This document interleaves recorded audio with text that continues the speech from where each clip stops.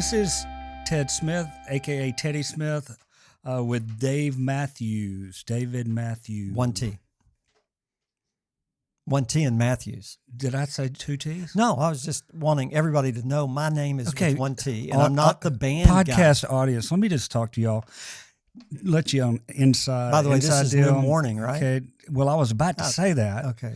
So he, at the break, he said, "Why don't you lead us in? This is my first time to lead in." And he jumped in and explained the spelling of his last name. I don't know what I'm going to do with him, but it's my turn. Okay, go So ahead. you sit over there and let me finish. We hope, hopefully he'll edit all that out. No, I hope he keeps it because they need to know.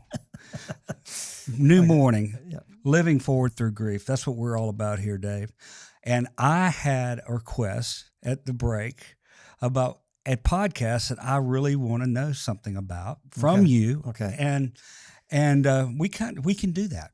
We turned 90-degree turn, and we said, we need to talk about that. And since I don't have the experience you have, and you do, I get to ask the questions, and I want to know about those that have suffered grief for longer than normal, because I know there are folks out there, and maybe there's some folks out there that, might have a short-term grief, but there might be some other grief that they haven't dealt with. And so I'm the short-term grief guy that I know. 2 years, right? Right. But I also found out some things about the things I was grieving about that I forgot about. But Yeah. so our creative department, we asked them what we should call this, and they had the team work on it for a couple hours, and they came up with Jailhouse Rock. Jailhouse Rock. Jailhouse Rock. For a grief podcast? I'm from Mississippi, just to remind you. And Elvis, And you probably had some he was time. not my cousin, but he lived really close to me when he grew up. So Yeah, he did. There you go. And where was he? Tupelo, Mississippi, Mississippi. and then he moved. He passed Batesville, where I was from, and he migrated to Memphis. Yeah. And I so- went by Elvis's house in 1957. Wow. Yeah, I lived in Memphis. Wow. All my You were- father's relatives are from You about Memphis. 40 years old when you went, I guess. So No, if you yeah, add that I up. was 7 years old, and my sister was 12, and by the way, her 77th birthday was just yesterday as we're recording this, but we went by Elvis's house, and there were so many people. It was a little white frame, a wood frame house, So we do have and a something. Cadillac was in the driveway. We have something in common. Finally found something. I went to Graceland as well. Oh, yeah. Well, this wasn't Graceland. This was You went to the mama's house, where the mama's house. the mama's house. Oh, And and Elvis was evidently there. Or at least he bought his mama a Cadillac. I think we just lost about 10,000 viewers, and we lost them at Elvis, but Jailhouse Rock. Jailhouse Rock, and this is really kind of, Dave, you can explain what the creative team came up with on this name, why we call it Jailhouse Rock. Well, you mentioned about people who've been stuck in grief a long time. Yeah, I'm really curious about that. Well, in our Spark of Life experience, and we do 3.5-day retreats and grief courses and online coaching, all that stuff, we've run across many people who have losses 30 plus years ago. And they are living with that. They're trying to survive with that.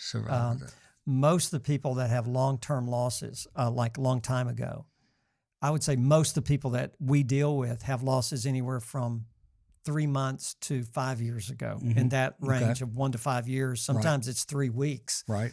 And people say, when should people seek help for loss? Whenever they need help. Right. And they want to have help. Sometimes you need to suck your thumb for a while, as we've said often.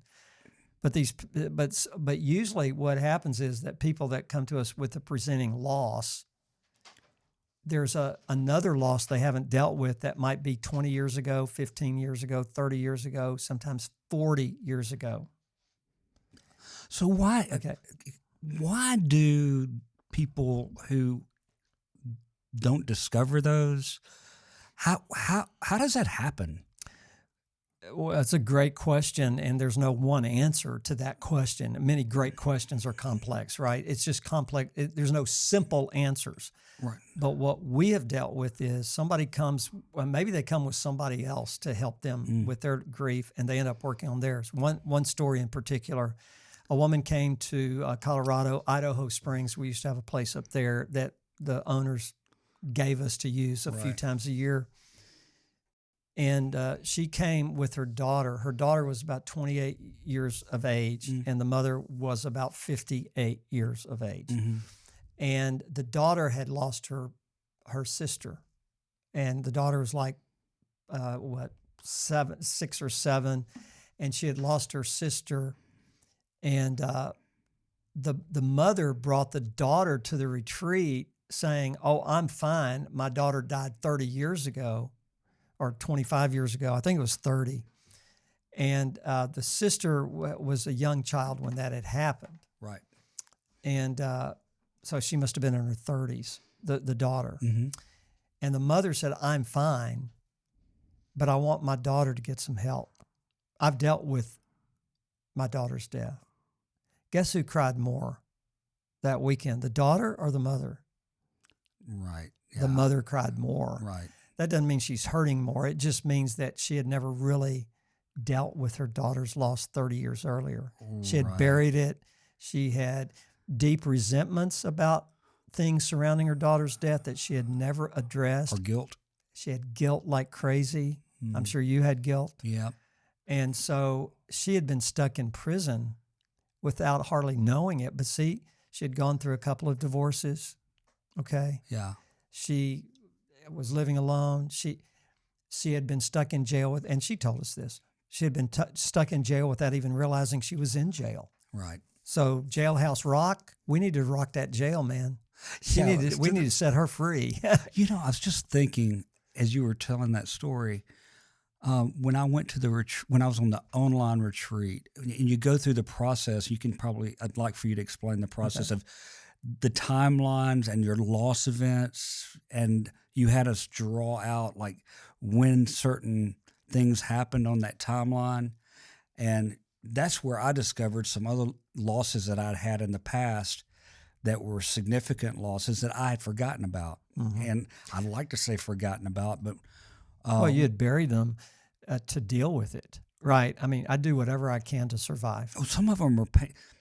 And I don't want to go into that right now, but I would like to say it was a very embarrassing event for me in college when I was highly sensitive, especially sensitive to the way people saw me and this, that, and the other. And you mean you were a normal human being? I guess. Well, I don't. Nobody's ever called me that, but that happened. Yeah.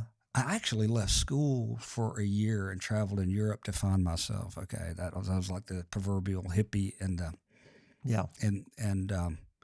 but when I came back, I came back and went to law school, finished school, and went to law school and got into life, and it wasn't and at certain events kind of triggered it a little bit, but I quickly forgot about it. But I was so embarrassing, just an embarrassing thing, that it's been when I was in college, I was 20 years old when it happened, and I was 55 when I went through the retreat. So that's 35 years. 35 years. 35 years, and it was very freeing to be able to talk about it with the person I was paired with. Yeah. That was a long thing. I'm supposed to be asking the questions here. That's okay, man. So anyway. That's okay. So the reason why that happens was my question to you, and I just answered it. For me, was embarrassment. Well, and pain from that. We instinctively pack things in the back of our brain, like unconscious, the preconscious, all that stuff. Mm-hmm. Our bodies instinctively do that to help us, but in the long run, it's very dangerous. May be too hard a word, but it's not healthy. Right. Sometimes that stuff has to come out.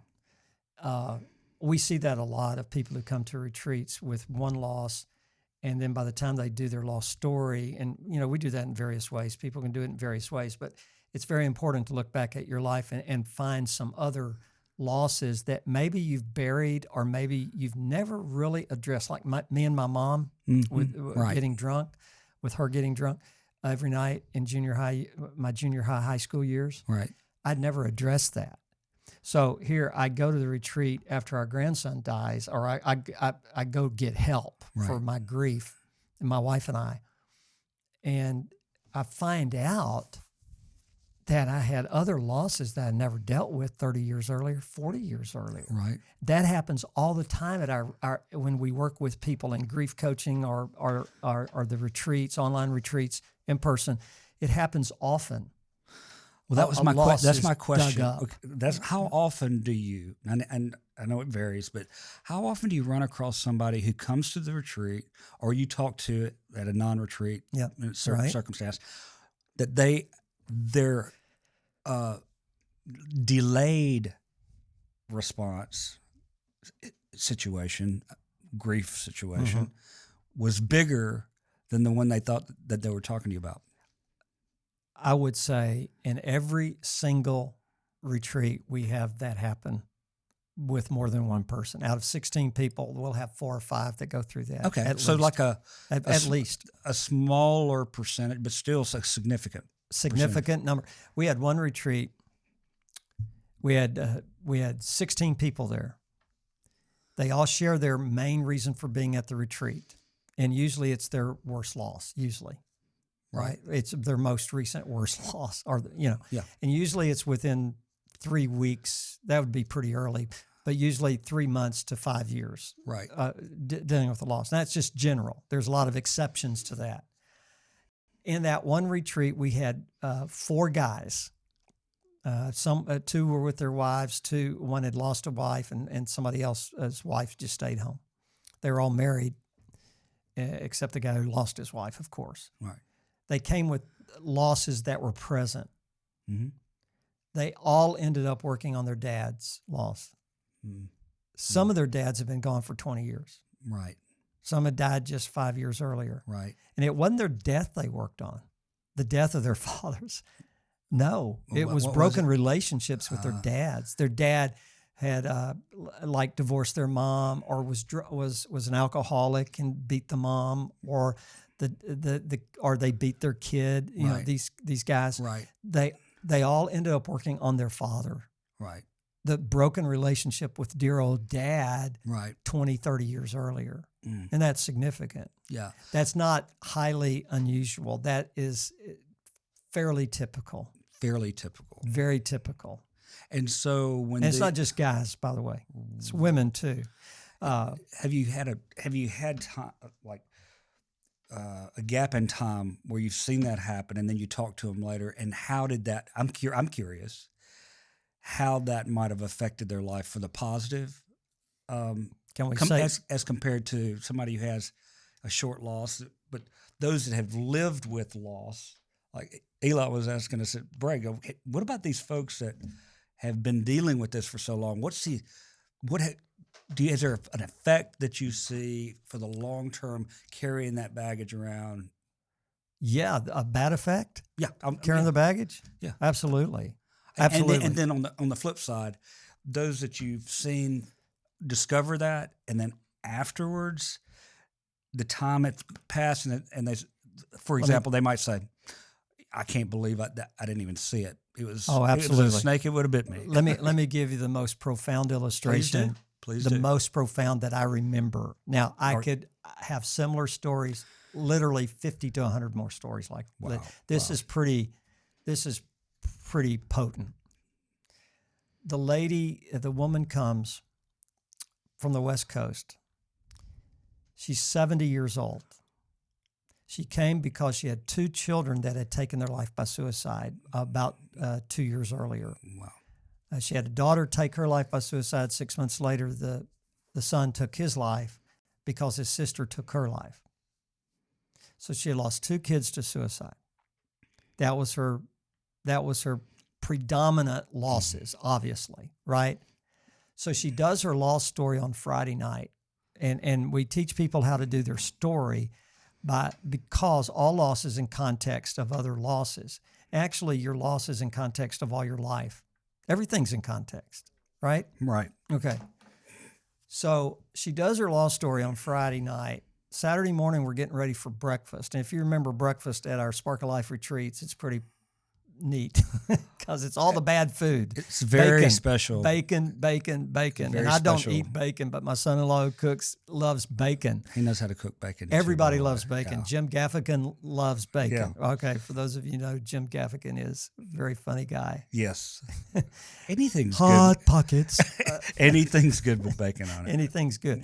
I can eat broccoli if you put bacon on it, right? I can eat, especially chocolate ice cream and bacon. Eat this leather sole on my boot. If I had So anyway, bacon. this woman, what a sweetheart, and we fell in love with her. Debbie and I, she ended up going out to eat with us later, but what a sweetheart. So she does her lost story. So Saturday morning, she comes to the lodge where we're having breakfast, and she said, "David, can I talk to you?" Now this has happened more times than I can even remember on Saturday morning. So it's 7:30 in the morning. I'm drinking my coffee, right? We have breakfast at 8. So we go out on the back porch, and she goes, "I don't know if I like you." I said, "What do you mean you don't know if you like me?" Well, I you can made understand what you're saying. I know. You made me do this blankety blank law story, and she used very specific language, which I love people being real, right? And she was real. And she says, when I was 9 years old, I've not thought about this in 60 years. She had been sexually abused by a relative of the family, a female relative. I can't tell you what she went through. I really cannot tell you because it would be inappropriate for me to say that. And some of you might be triggered that's listening or viewing this. Right. And if you are triggered, get some help. Okay, get some help. I want to preface this. So call us just call somebody, do something. Right. If this triggers you, and I'm not meaning to trigger you. And she starts crying, and she tells me, I've not talked about this with anybody ever. And then she said, so of course I blame myself. And then I said, God must be punishing me. When my daughter took her life by suicide, she said, God must be punishing me. That's what she said to you. That's what she said to me. Wow.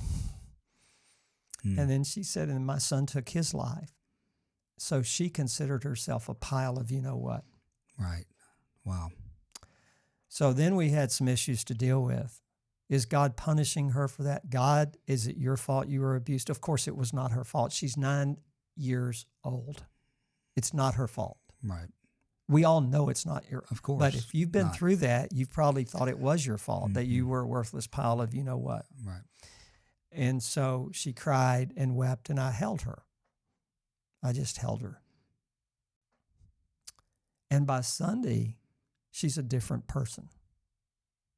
And of course, we encouraged her to get help, professional help, as we would encourage you who are listening or viewing this to get professional help, because that could be very traumatic for you. Absolutely. So is there hope for somebody 70 years old? And the answer is yes. She did not come for that loss. That was a huge loss that she had buried in her subconscious because it needed to protect her brain, protected her. Probably she was embarrassed, even though she didn't. She had blamed herself. See, if she was a good girl, that wouldn't have happened. Yeah. And that's a false narrative, but that's what she bought into for years. Right. So she naturally buried it in order to survive. Right. And really, she could have passed a lie detector test the day before, right, or a week before the retreat. Did that ever happen to you? She'd say no, and probably pass it. So the second part of the question is, those that you have seen that happen to, do you have any of all the myriad of people that you've talked to that has happened? Have you talked to them 5 years later or 3 years later? This woman. Oh, you talked to her after that happened. This woman is yes, we've heard from her. Wow. And yes, she's living free. And yes, she is living with the pain. Now, those scars never go away, right? Right. But they're scar tissue.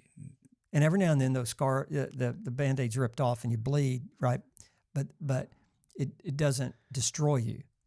So she's gotten help, and she's gotten help, and I really, as far as I know, she's living forward. It's been a few years since we've talked to her. Sure. But I want to show you. Can I show you this picture? Please do. What now? Our we have viewers, but we also have people that are just listening. Right.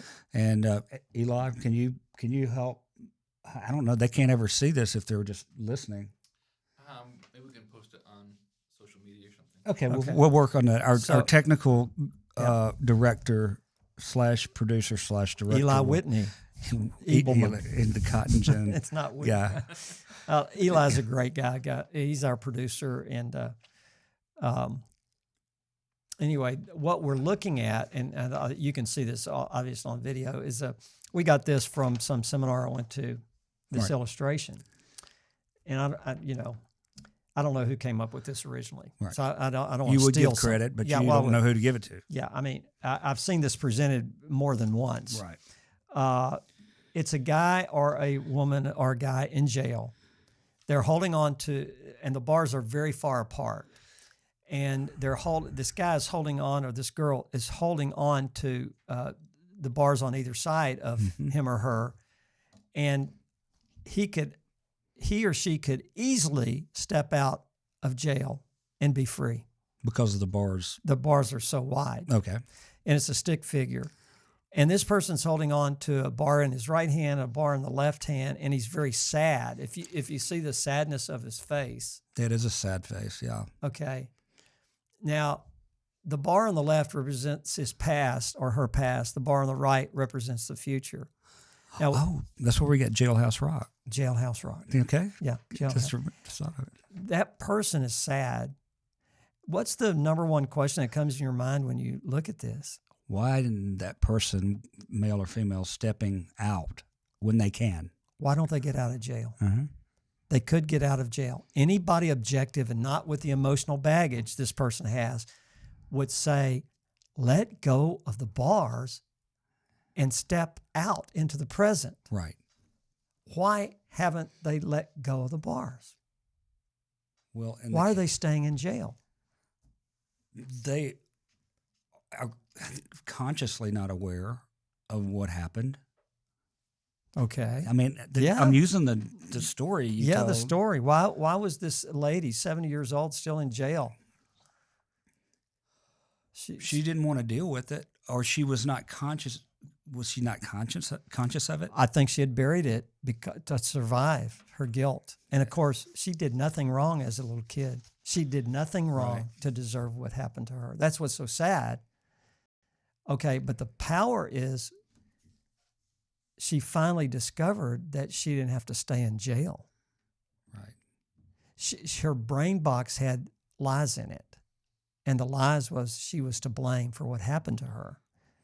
Everybody can see that's a lie unless you're going through it. Right. Right? Mm-hmm. So she finally replaced the lie in her brain. Mm-hmm.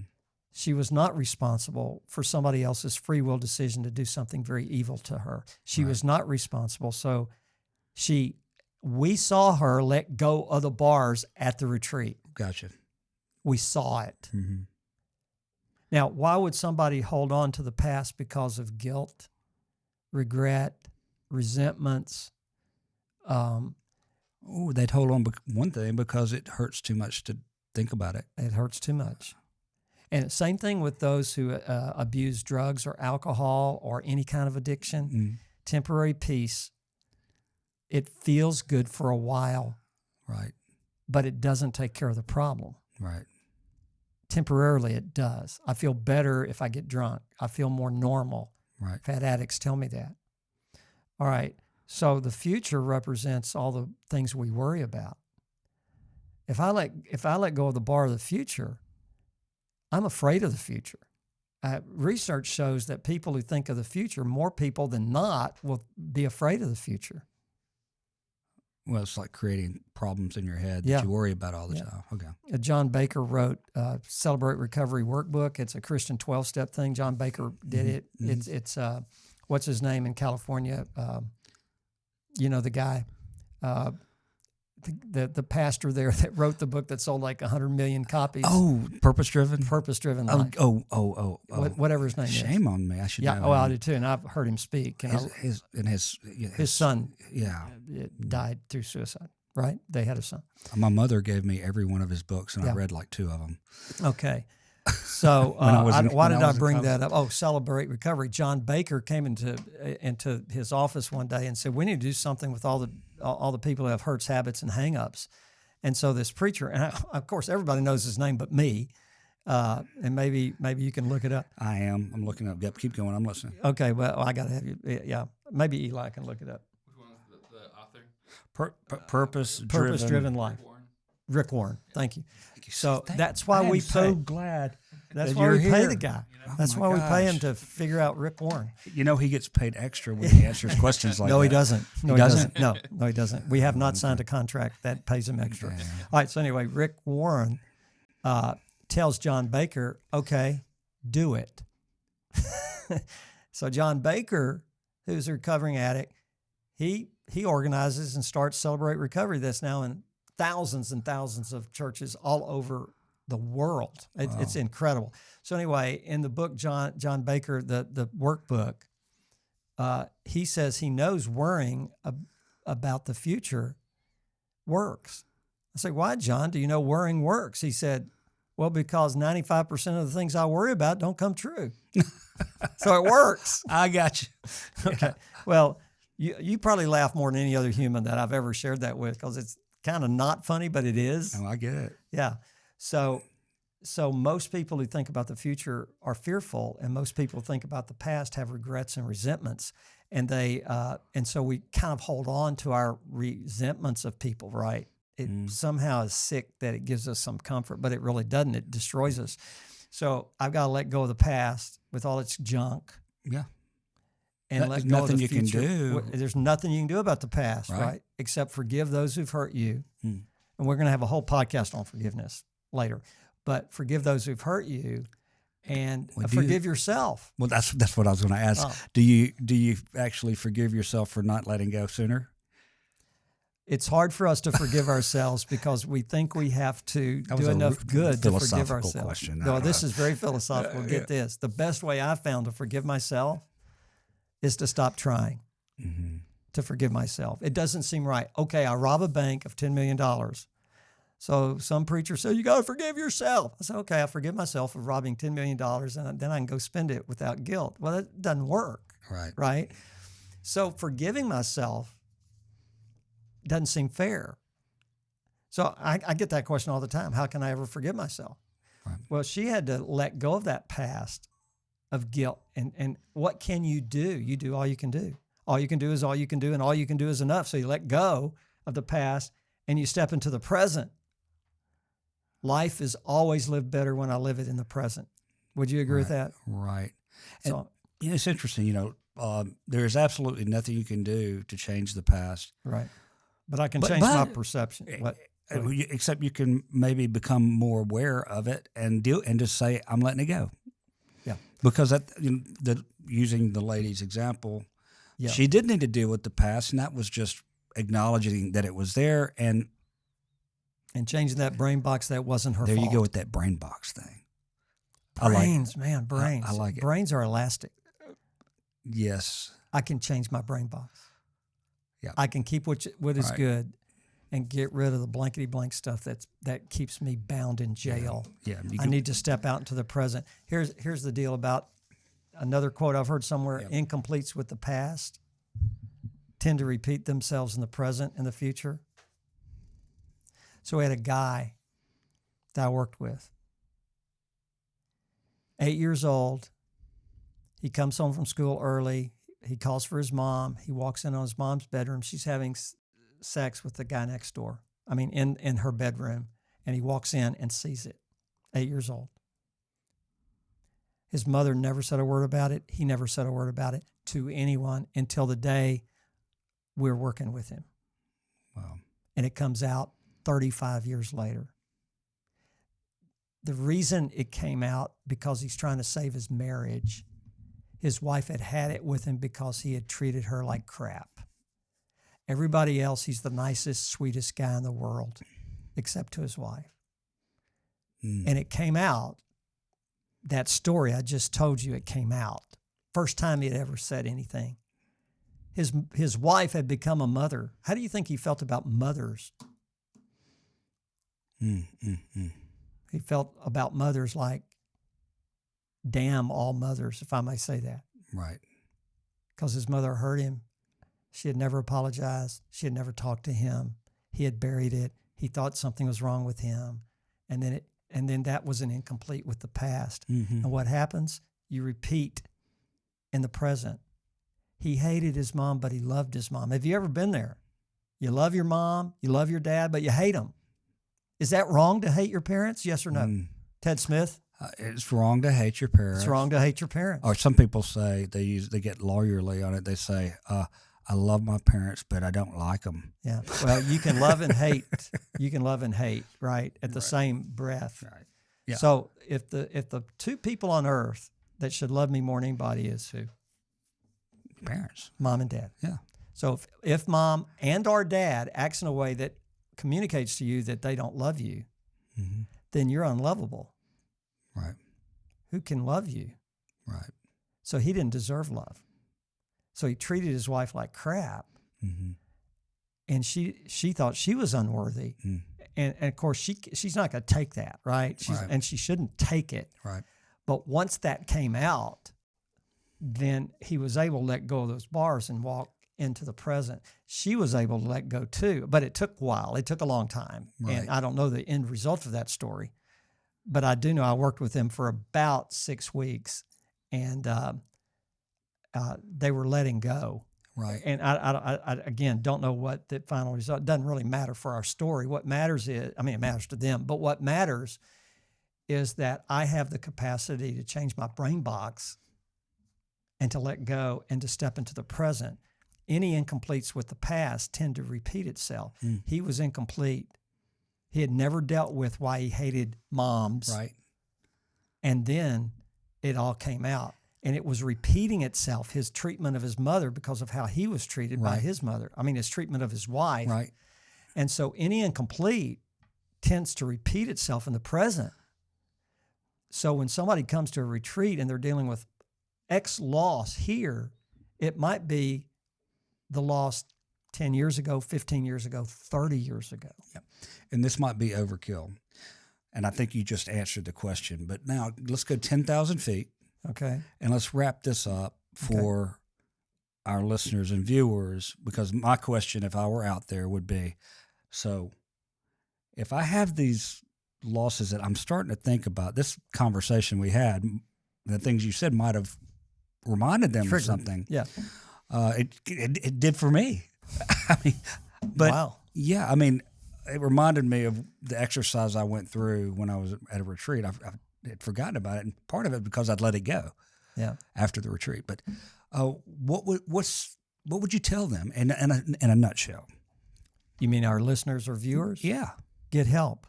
Get professional help if it's a this traumatic event, right? We got to be careful what we even talk about here because we don't know who's listening and who's viewing, but there's help available. Right.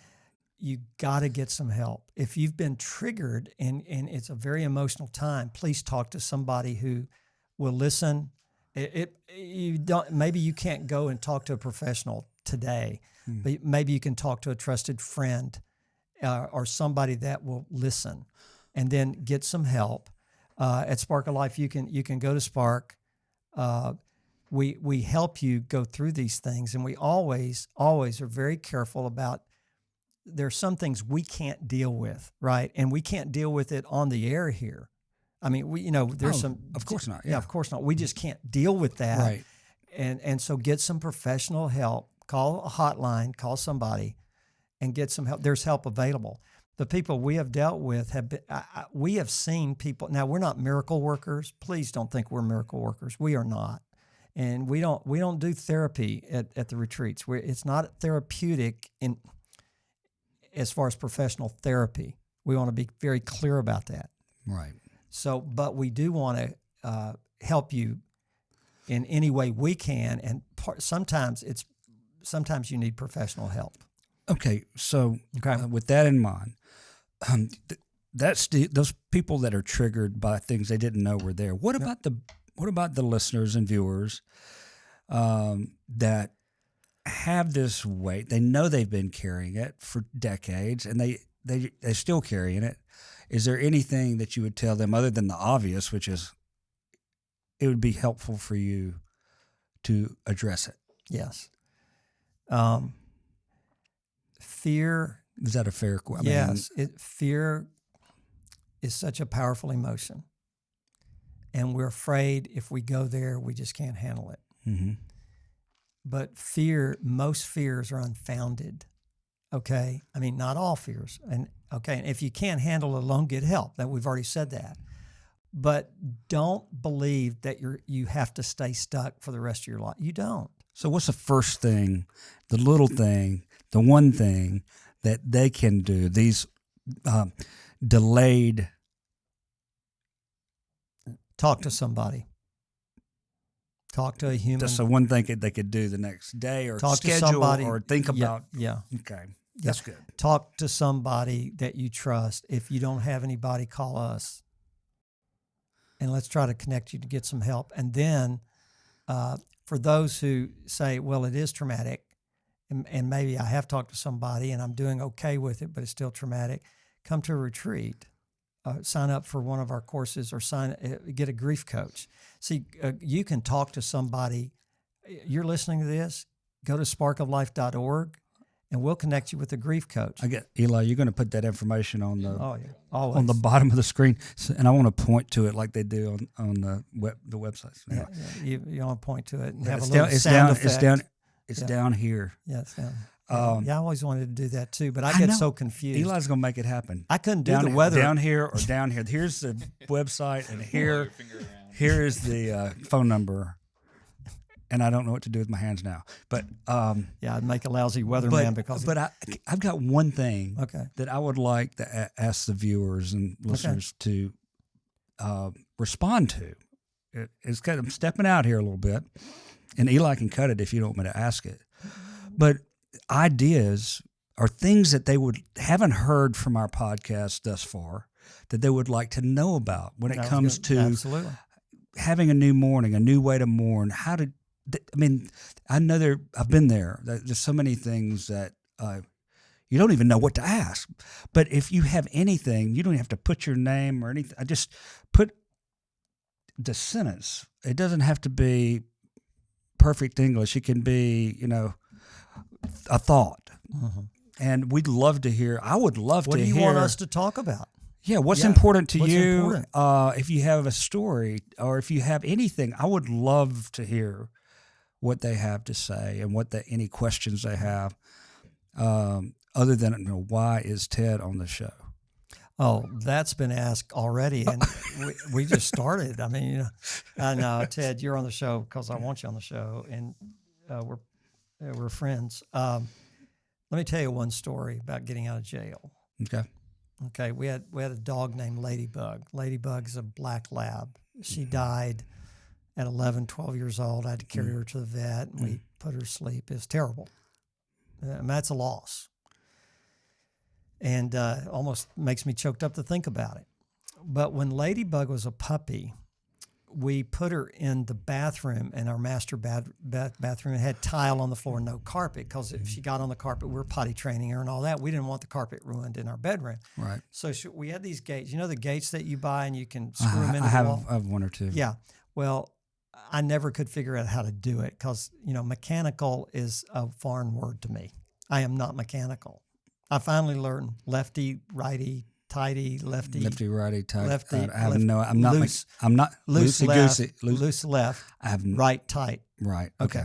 So I learned that, when I was like 40. I finally sunk in. Oh, you go to the left to unscrew the screw. Right. Okay. So I'm not mechanical. So I just said, well, Deb, let's just lean it up against the wall. She's just a puppy. So we leaned this gate up against the doorway. It did not have a door. It was open. So we leaned the gate against it. As Ladybug grew, all she had to do was just knock that thing over and get out of jail. That's all she had to do. why didn't she do it? Ever. And she had her brain box. Her brain box. She thought she couldn't do it. Right. All right. So then Chuck is our youngest son. Chuck, who's a great guy, great guy. I love our son Chuck. And Chuck has a black lab named Cooper. Cooper's still alive today. He's like 108, Right. And then times 7, he's like 756 years old, right? No, he's old. He's like 15. But Cooper was alive then. And so one weekend, our usual dog sitter, we were traveling so much, doing Spark of Life stuff, retreats and workshops and stuff, that hey, Chuck, would you keep Ladybug? And he said, yes, but Cooper sleeps in the hallway and we lean a gate up against the wall like y'all did for Ladybug. I don't want him in on the leather furniture in the house. And I don't want Ladybug to jump up on the leather furniture. I said, well, she's just never tipped over the gate in all the years she's lived. And this time Ladybug's like 10, Cooper's like 2 or 3. So he said, well, you better not that dog better not mess up our cat. I said, there is no way on this earth Ladybug's going to knock over that gate.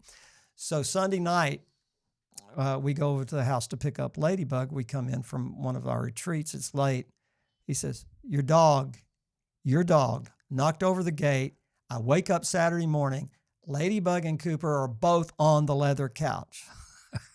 Okay. When they refer to the dog as your dog. Your dog. I said, how do you know Ladybug did it? He said, because Cooper would never do it. Ladybug did do it. I know she did it because she had that look in her eyes when I scolded her. I'm sorry I knocked over the gate. Please don't go. Okay. No treats for you. No soup for you. No soup. Okay. So why did Ladybug knock over that gate? Why didn't she knock over her gate at our house ever? It was a different gate. It was a different gate. Right. She didn't have in her brain box she couldn't knock over that other gate. Right. It's a pretty important lesson. If you're in jail, change your brain box. You can get some help. Get out of jail. Right. We'll give you the card, right? Yeah. Get out of jail free card. And there, if you want to buy a Monopoly set, we'll sell it. No, we're not selling Monopoly. I hadn't played Monopoly since I was 12. It's been a while. It's been a while, man. Especially for you. But anyway. Yeah, 60 years. I think it's been a great podcast. Yeah. And thank you, Eli. Yeah. And Eli, we love Eli. And Eli's coming. Okay. Now, yeah. Go to sparkoflife.org. We want to help you. Okay. There's good people out there, man. We've got the greatest people on our Spark team. Before we leave, I want to do all the dog talk. I miss my dog, Boo, and I want to send a shout out to Boo, my beagle, baby beagle, Boo-hoo. Back in Texas. Yeah. And so I just wanted to, we used to listen to the radio in my hometown in Mississippi on Saturday, and you could call in and they'd let you send a shout out to your girl or to your friends. Your girl, Boo. And it was so I sent one out to my dog, Boo. Way to go, man. Hey, till next time. Goodbye and good morning. Remember to get out of jail. What? We almost had a great ending there, but remember to what? We live forward through grief. Live forward through grief. Thank you very much. And goodbye. Let's quit while we're behind. Good morning. New morning. It's not good morning. It's new morning.